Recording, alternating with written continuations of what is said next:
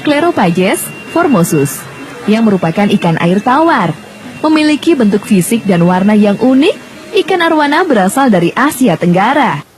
Anakan, terus saya besarkan, dan alhamdulillah bisa jadi indukan dan menghasilkan sampai sekarang. Jadi pertama kali saya ingin membudidayakan arwana ini karena saya lihat nilai jualnya. Saya perhatikan dari tahun ke tahun harga jual arwana itu konstan, kadang naik kadang turun, cuma tidak terlalu banyak naiknya gitu. Jadi kenapa saya ingin membudidayakan arwana. Terus untuk pangsa ekspornya pun masih terbuka lebar.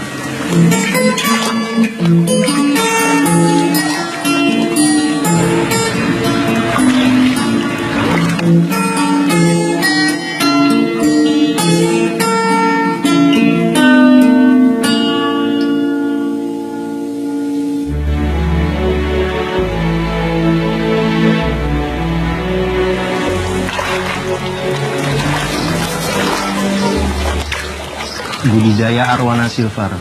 Arwana silver itu bisa jadi indukan setelah umur kurang lebih 2,5 sampai 3 tahun. Dia bisa jadi indukan. Nah, masa-masa produksi untuk arwana silver sendiri itu biasa masuk di bulan-bulan penghujan. Jadi antara bulan Oktober sampai bulan Juni sampai Juli. Untuk perawatannya sendiri tidak terlalu susah. Yang penting airnya mengalir.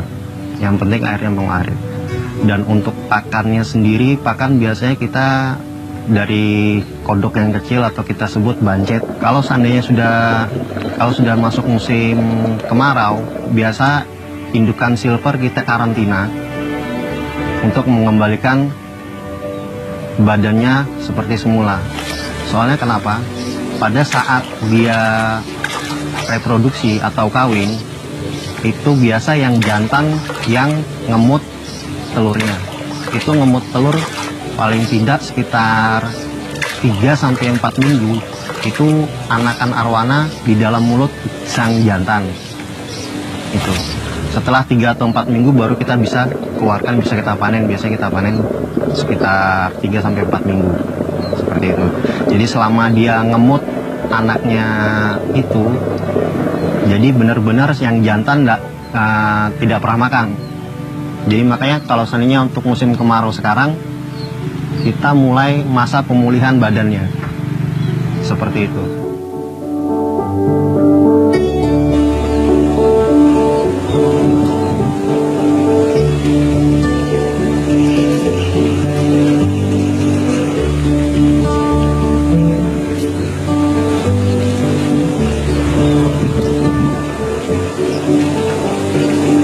Kalau untuk rawan sih enggak sih mas. Jadi rawan itu kalau seandainya air tidak mengalir. Kalau air tidak mengalir, otomatis kan suplai oksigen dari air yang baru itu tidak ada. Sedangkan hitungannya dalam satu sawah itu, seperti tempat saya ini paling enggak ini kurang lebih ada 250 ekoran. Itu. Jadi 250 ekor ikan besar indukan itu paling tidak dia perputaran oksigennya kan harus ada terus. Gitu. Jadi kalau seandainya air tidak mengalir, otomatis kan suplai oksigennya kurang. Yang masa rawan-rawannya seperti itu. Kalau untuk silver sendiri minimal untuk indukan muda itu sekitar 50 sampai 70 untuk indukan muda. Cuma kalau indukan yang sudah berumur, sudah 4 atau 5 tahun, itu bahkan bisa sampai 100 ekor mas. Kalau untuk penyakit arwana sendiri sih, ya kalau seandainya dilihat dari kolam kayak gini kan nggak bisa kelihatan mas ya. Cuma untuk mengantisipasinya biasanya kita sebulan sekali itu kita kasih garam apa kita bilangnya, garam grosok lah. Setelah pasca panen ki biasanya kalau seandainya waktu kita panen anakannya itu masih ada, kalau kita bilang masih gendong telur, itu gendong telur biasanya itu nggak usah dimakanin, nggak apa-apa. Cuma posisi akuarium itu harus dipasang heater biar airnya hangat terus. Nah, selama dia masih punya gendong telur, itu nggak usah dikasih makan sampai benar-benar habis telurnya. Nah, setelah habis telurnya paling enggak itu sekitar 1 sampai 10 hari, 1 minggu sampai 10 hari di dalam akuarium tuh sudah habis telurnya, baru kita kasih cacing beku. Kurang lebih sekitar 7 sampai 8 cm. Setelah itu baru kita kasih makan sama ulat Hongkong bisa. Nanti disesuaikan sama ukurannya. Untuk masa pertumbuhannya kalau bisa 2 kali, sehari 2 kali. Dengan catatan sehari 2 kali itu setelah makan 1 jam setelah makan biasanya kita ngurangin air, Mas. Kenapa kita harus kurangin air? Kedua, pertama kan di satu akuarium tuh biasa minimal kalau seandainya anakan kita kasih sampai 100 sampai 150 anakan. Otomatis kotorannya banyak, amoniaknya juga banyak. Kalau nggak sering-sering ganti air, itu otomatis airnya jadi kotor. Biasanya yang kalau pemula-pemula kan kesalahannya di situ sih, malas ganti air sih. Ganti air sama filter, itu aja. Perlengkapan wajib yang ada di akuarium paling enggak pompa sama heater, Mas. Sama kapas filter. Itu. Tapi tergantung ada berapa ekor yang kita piara di akuarium. Kalau suhu biasanya kalau untuk anakan kita main di 26 sampai 28 derajat Celcius. Makanya itu kan kalau di heater kan ada setelannya, Mas.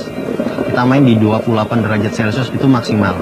Kecuali kalau seandainya ikan sakit bisa kita sampai 30 derajat. Tuh. Kalau untuk pH sendiri sih tergantung tergantung tempat. Jadi tergantung tempat kan beda juga. pH kalau pagi naik, siang turun, malam juga turun. Jadi kalau pH nggak terlalu tergantung sih gitu. Penyakit biasanya yang ukuran 15 up itu biasanya nggak ada kendala. Yang ada kendala setelah anakan ikan arwana itu lepas telur. Kenapa sering sakit? Makanya kembali tadi faktor kebersihan dari air. Kalau seandainya air nggak bersih, otomatis penyakit pasti banyak datang. Contoh-contoh dari penyakit itu seperti white spot, terus kembang sisik, lepas lendir, itu yang biasa terjadi. Itu diakibatkan karena filter yang dari pompa itu jarang dibersihkan. Biasanya penyakitnya seperti itu.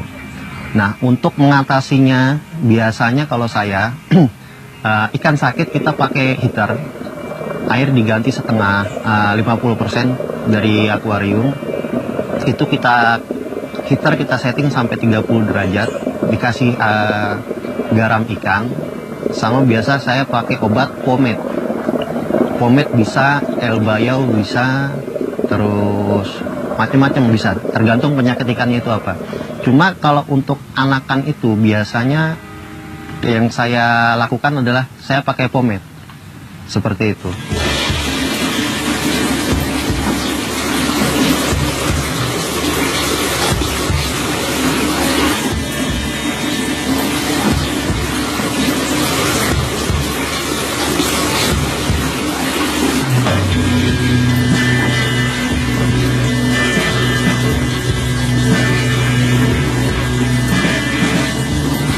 Kalau untuk arwana sendiri penyakitnya hampir sama semua. Hampir sama.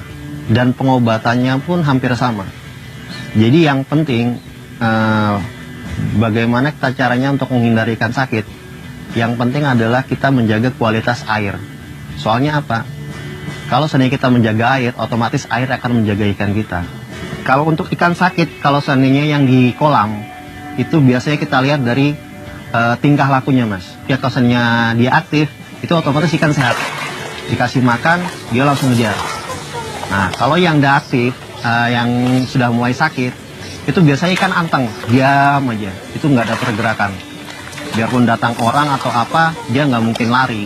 Itu ciri-ciri ikan sakit biasanya. Terus juga dia pasti ngambang di atas terus. Ngambang dalam arti ngambang ini beda sama dia waktu ikan bawa anakan. Jadi ngambangnya rata. Kalau ikan bawa anakan, ngambangnya agak miring seperti ini. Seperti itu, Mas. Secara teknis untuk arwana semua sama dalam arti apa? Waktu dia mau kawin itu biasanya dia kejar-kejaran berdua. Setelah kejar-kejaran berdua dia kawin. Nah kawin ini uniknya yang di arwana apa? Yang jaga telurnya itu yang jantan. Jadi yang jantan ngambil anakan ditaruh di mulutnya. Ciri-cirinya apa? Jadi di bagian di bawah mulutnya itu dia terlihat seperti besar. Itu ciri-cirinya, salah satu ciri kalau seandainya arwana itu lagi ngemut anakan. Satu. Yang kedua, biasa kalau kita cek itu biasa malam. Malam dia biasanya di atas di permukaan air. Jadi kalau seandainya ini air, ikan pas di atas ini. Soalnya apa? Dia cari oksigen. Setelah biasanya kalau seandainya malam kita cek kalau seandainya ada yang ngemut, itu kita tandain. Misalkan kita cek ini ada ikan, beberapa ikan yang ngemut tanggal 1. Berarti sekitar tanggal 21 atau tanggal 25 ke depan itu kita bisa panen. Dan panen ikannya pun beda sama yang lainnya. Nah, arwana kita jaring. Kita pisahkan mana yang ngemut dulu. Setelah itu kita tangkap yang ngemut. Lalu kita buka mulutnya. Terus ditumpah ke ember di air yang dari kolamnya itu tersebut. Biar hitungannya pH sama suhunya dari anakan itu masih sama, suhu air itu masih sama. Jadi anakan itu tidak seberapa kaget menerima air yang baru. Kembali ke masalah pakan. Jadi kalau seandainya pakan untuk anakan sendiri, mulai dari anakan sampai size yang besar, itu biasanya kita pakai dari yang cacing beku, ulat Hongkong juga kita menyesuaikan sama ukuran dari ikannya juga. Gitu. Nah, semakin besar ikan, semakin baik juga kalau seandainya kita kasih makan selang-seling, ganti-ganti. Jadi maksudnya kayak di tempat saya yang saya terapkan selama ini, saya kasih makan ulat Hongkong, jangkrik, ulat Jerman, terus kadang juga anakan kodok seperti itu.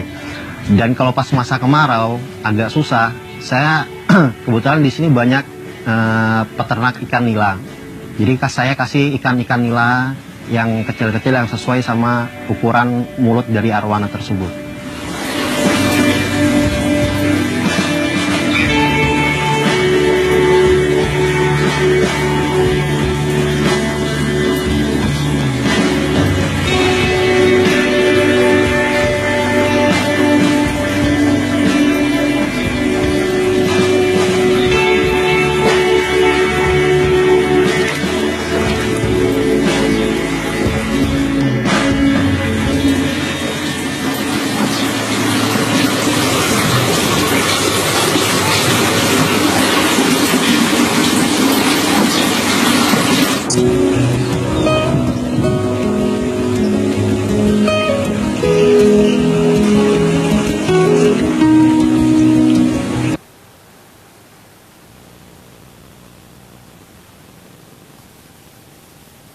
Ikan kaget dengan air yang baru, solusinya apa? Biasa kita pakai ini, tembak pakai oksigen. Kalau tidak punya oksigen, bisa diganti dengan air kemasan. Kenapa air kemasan? Biasa air kemasan itu sudah mengandung oksigen. Dan juga hitungannya sudah jernih dan pH-nya juga sesuai sama ikan, biasanya seperti itu. Dalam pemeliharaan ikan, pasti ada faktor kematian. Nah, dalam menghadapinya itu kita jangan terlalu panik atau gimana. Kita lihat solusinya. Kalau ada ikan mati, kita lihat ini mati karena apa? Apakah karena air atau karena cuaca atau karena apa atau karena makanan? Gitu. Biasanya makanya waktu kita lihat ikan yang di kolam ada yang mati, 1 atau 2 ekor ada yang mati, kita cek yang lainnya. Itu pasti ada sebabnya seperti itu. Nah, biasanya kita untuk saya kalau ada 1 atau 2 ekor yang mati, itu saya beleh badannya, perutnya, semua, kepalanya saya periksa semua. Apakah ada penyakit atau dari yang faktor yang lain seperti itu. Rata-rata sih dari faktor penyakit. Kalau dari faktor penyakit biasa saya karantina air. Jadi air tidak saya alirkan dulu dari sumber airnya. Jadi saya kasih obat seperti itu.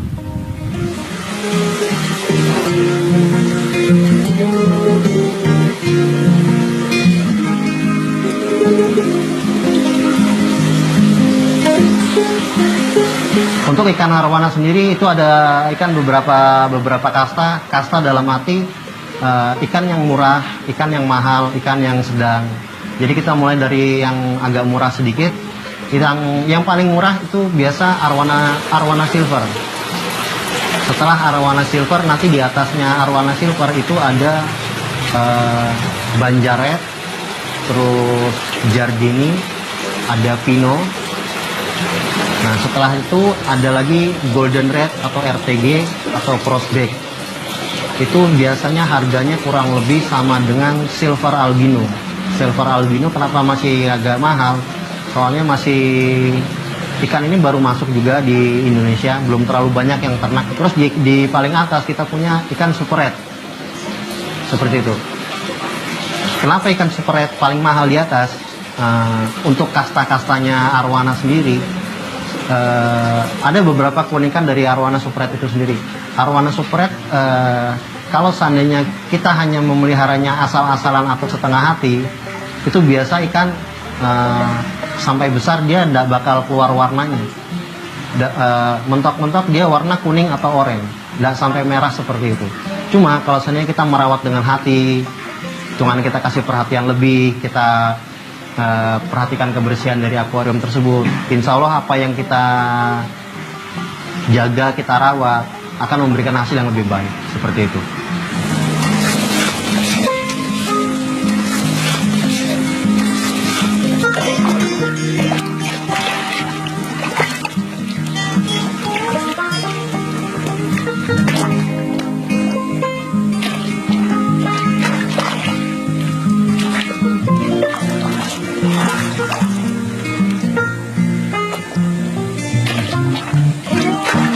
Biaya besar dalam produksi budidaya ikan arwana akan terbayarkan dengan keuntungan yang berlipat ganda. Namun di balik itu semua, pemeliharaannya pun cukup banyak menyita waktu sang pemelihara. Dengan ketekunan dan kedisiplinan yang tinggi, kita bisa menjalankan bisnis budidaya ikan arwana tak luput dari fokus serta meluangkan separuh waktu untuk menjadi profesi utama kita.